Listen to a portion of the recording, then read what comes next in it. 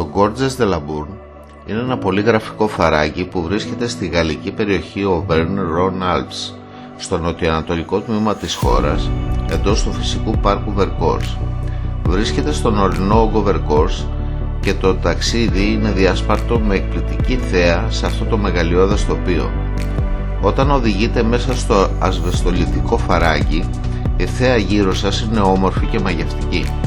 Ο ονειρεμένος αυτός δρόμος μέσα στο φαράγγι ακολουθεί κυρίως την πορεία του ποταμού μέσα από διάφορες χαράδρες. Μην παραλείψετε να σταματήσετε στο σπήλαιο Τσοράντς, το οποίο είναι διάσημο για τους σταλακτίτες του.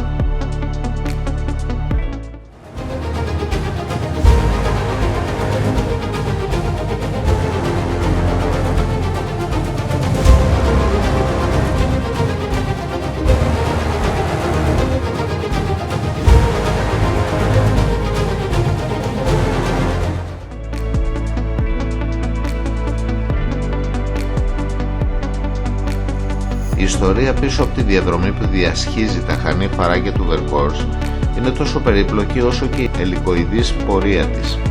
Σε μια περίοδο 11 ετών από το 1861 έως το 1872, ο Ζαν Σερατρίς και οι εργάτες του διακινδύνευσαν τη ζωή τους αιωρούμενοι πάνω από την Άβυσσο για να ολοκληρώσουν τις εργασίες για την κατασκευή του δρόμου.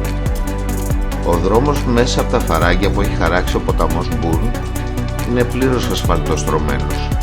Ονομάζεται D531, έχει μήκος 22,6 χιλιόμετρα και εκτείνεται από δυτικά προς ανατολικά από το Pont en Royans έως το Villard de Lans.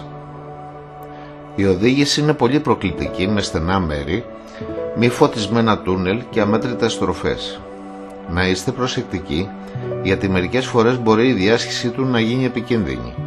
Κατολιστήσεις βράχων μπορεί να συμβούν ανά πάσα στιγμή και μερικές φορές μπορεί να μπλοκάρουν ορισμένα τμήματα του δρόμου.